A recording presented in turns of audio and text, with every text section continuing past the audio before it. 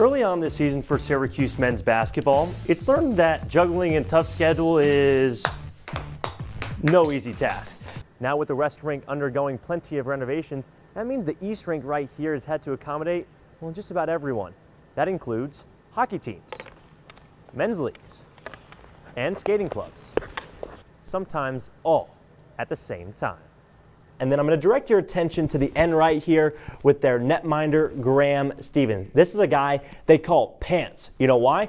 Well, because he only wears shorts, except in this case, he's actually wearing pants, which is actually very shocking. Remember that iconic quote from the 1986 movie Hoosiers? The court's the same size, the hoop's the same height. It's a reminder that when it comes down to it, that's what the game's about. Heart and execution. Not about strength of schedule, it's not about national prowess, and it doesn't matter if people believe you're overrated in the rankings or not. Those people are, in one word, daunted. And I got some news for you. The shoe is still 120 yards long, and the goalpost is still 30 feet high. And the Hoosiers, well, Google them. They win and are never daunted. This is a Volunteers team that's ranked number 3 in the nation. And if you look at some other outlets, net rankings just came out yesterday. Well, the Volunteers are number 1. And in KenPom, UT is number 2. So whether you want to look at them as 1, 2, or 3, the Tennessee Volunteers are one of the best teams in the entire nation and have national championship aspirations. Well, now transitioning over into sports, Max, what's coming up? Guys, it's funny. I feel like I'm on an episode of Sesame Street right now because weather was sponsored by the letter D, but sports is sponsored by the letter F. We've got the first women's basketball game of the season, football, field hockey, and the Fall Classic coming at you next. A 74-72 win over Colgate. The Orange's second straight year starting 2-0, and head coach Adrian Autry stays undefeated in non-conference games at home. So, Red, you have to be pretty thrilled with your team's performance then, right? No, I'm not happy. I just said that. I'm not happy. Yeah, tough swimming right now for Colton Ellis. Last week had stopped 95 of 97 shots, who had only allowed 2 goals in 3 appearances, has already given up 2 goals in not even 3 minutes. 17:02 remaining in period number 1. It's 2-0 Syracuse, thanks to goals from Logan Brown and Connor Sherry. Near circle face-off won by Logan Brown over to the near side. Declan Carlisle shoots it on. It's patted away by Ellis. Carlisle gets his own rebound. Shuffleboards it up the near side half wall for Connor Geeky. Into the slot. Angelo couldn't stick it down. And it's poked away to the near side corner. Geeky knocked off the puck. Spiked away to the near side. And clearing it for the T-Birds. The puck pop flies over the blue line. And Alexandrov there to retrieve for the Thunderbirds. Dumped right back in. And an icing called. Anthony Angelo got that just before the red line, so the puck will come all the way down the ice with 16:30 to go in the first period and the Crunch leading 2-0. Folks, stop in at Tully's Good Times restaurant and check out the great selection, including pastas, seafood, salads, burgers, deli sandwiches, and homemade desserts. There's something for everyone. And don't forget about the tenders. Tully's Good Times, home of the best chicken tenders on earth. Near circle face-off to the right of Matt Tompkins. T-Birds win the draw. Andonovsky shoots one towards Kate just wide left. There's a puck on the doorstep, and it's just covered at the right time by Matt Tompkins. Otto Stenberg, Anthony Angelo exchanged some shoves at the end of that whistle. That took just about 4 seconds off the clock. So 16-26 and tick-tocking in period number 1. Thunderbirds were just one of 2 Atlantic Division teams not in action on Wednesday, so maybe a little rest versus rust argument right now. Andonovsky wins the draw for the T-Birds. Puck is elevated and ramped off the stick of a member of the Crunch into the mesh, and that takes 4 more seconds off the clock, and they'll go back to that near circle for the next face-off.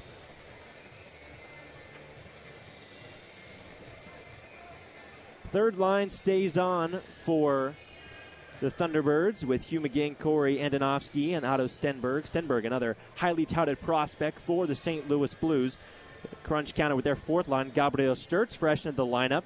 Spencer Kirsten and Joel Teasdale. Ensuing faceoff won by the Crunch and cleared out to center. Schooneman there to dump it right back in, but he throws it right into the tape of Kirsten. Dumps it into the far end. It's stopped with momentum by Colton Ellis. Here's a chance out to the front, and Joel Teasdale couldn't get that one home. It was deflected away and out of the zone, rimmed right back in around the roulette wheel for Joel Teasdale. McKing mushed him into the wall, but McKing retrieves it on his tape. Blazes through center ice, going through 4 Crunch players, was stopped in stride, and Matt Tompkins accepts the rolling puck into his glove. 15:48 to go in period number 1. It's 2-0 Crunch. You came for a fast start. You got it. Logan Brown, 8th goal of the year. Connor Sherry, 15th goal of the year. Connor Geeky got the assist on the Logan Brown goal. Dylan Duke and Jack Finley got the apples for Sherry's goal. Logan Brown's was just 1:14 in. Sherry's was 2.5 minutes in. Puck rimmed around the near side half wall and all the way down the ice for icing. Puck goes right back to that near side face-off circle. We've played just over 4 minutes into this first period, and how many face-offs have been at that near circle in the Crunch defensive end? Matthew Pekka and Connor Sherry tied up on the draw. Crunch win it out, and it's banked off the far side wall. Jack Finley just over the red line dumps it in. The stick of Matthew Pekka helicoptered out of his hands. And so the Crunch have it in their offensive end. Bisson sends it into the skate of Pouliot, and the puck is intercepted by Matt Luff. He's got a breakaway of his own in on Tompkins, and it's patted away into the near side corner. Luff gets his own rebound, backhands it out to the near side circle for Luff. Down in the corner, Alec Koskamaki battling for it, sends it up the far side for Johannesson. Center point, Luff. Dekes around a player, backhands it over to the far side circle for Luff, shoots one on well wide of the goal, and Luff gets the rebound, sends it right back in for Kaskamaki. Up to the near side point, Luff shimmies his way at the far side circle, throws it off Bisson, and the Crunch get the puck back, working down to our right.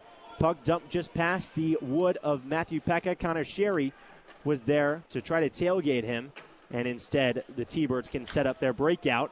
Logan Brown intercepts the one outlet pass, but lost it just over the blue line. So the Crunch reset it with 14.5 minutes to go in the first period, leading 2-0. Angelo shoots a puck on well wide of the cage. Here's Carlisle's shot from the far point. Rebound, scores!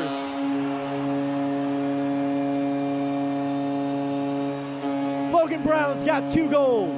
Just about 6 minutes in to the first period. It's 3-0 Crunch.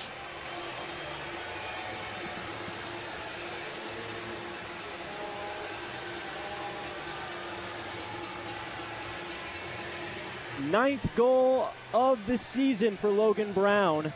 He's got numbers 8 and 9 today on another really loose rebound allowed by Colton Ellis. And Logan Brown put the sword in the sheath after that goal. The next faceoff was won by Syracuse, but it dribbled all the way down to the Virginia netminder Matthew Nunes. Really had trouble just getting it past their own restraining line. Toward that right cage, Ryan Colsey twirls the stick in his hand. Awaits second line middies in Charles Balsamo. Just 1 goal this year for Balsamo, despite being a mainstay on that midfield last year for the Duke Blue Devils. Circles his way toward the far alley. Got a short stick on him in Levine. Spins away from some pressure and resets it behind the cage for Millen. Straight away, Colsey deals it off back for Balsamo on the near end. Goes opposite. Here's Millen. Shoots. Toe save by McCool. Ball pop flies toward that end line. Ball still loose. And the referee calls it Syracuse ball. Boy, that had some Disney Channel slow motion rolling toward that end line. And Syracuse a chance to clear it and make this game a 2-score lead for the first time today with under 10 minutes to go in the third quarter. And McCoolmax continues to impress in net, now up to 10 saves on the day. Had 18 last time out against Colgate. Maybe on his way to another career day if this continues. Toward the left end, Owen Hiltz draws the double and plugs it across for Roa, who shoots it wide of the cage. Spolina wins the backup for the Orange. With 9 minutes to go in this third quarter, Orange a chance to take a multiple goal lead, leading 7-6. Here's English towards Cage, shoots it on off the cross of Nunes and bounces toward the end line. Syracuse picks up the loose change. Rowan deals off for Leo. Already 2 goals this quarter. Syracuse on a 3-goal run to begin this frame. English slips to his feet, shovels a pass to Leo, shoots, scores!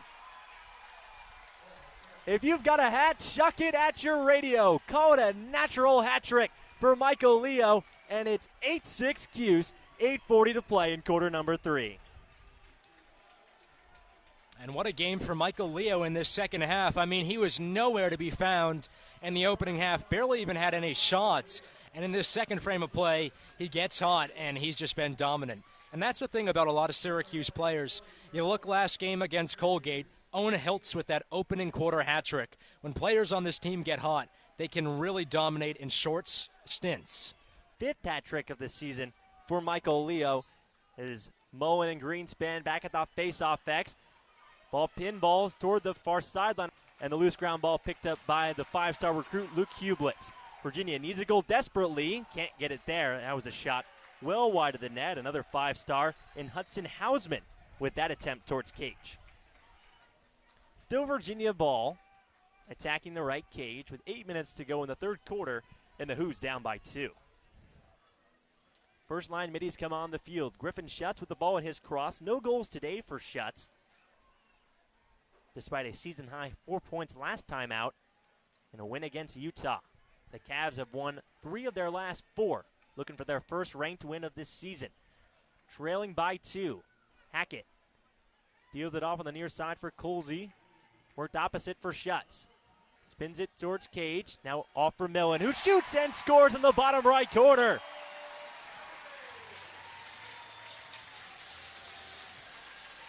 Count them up. That's 100 points in the career of McCabe Millen.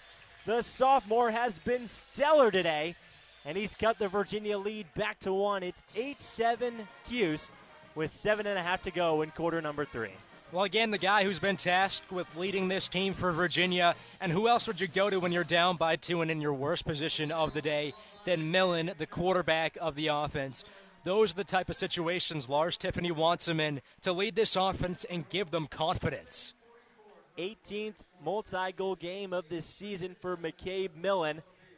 His 3rd point of the day. And Virginia within 1 goal. Syracuse still in front 8-7. Timeout on the field, and we'll take one with him. You're listening to SU Men's Lacrosse on the original home of the Orange, WAER.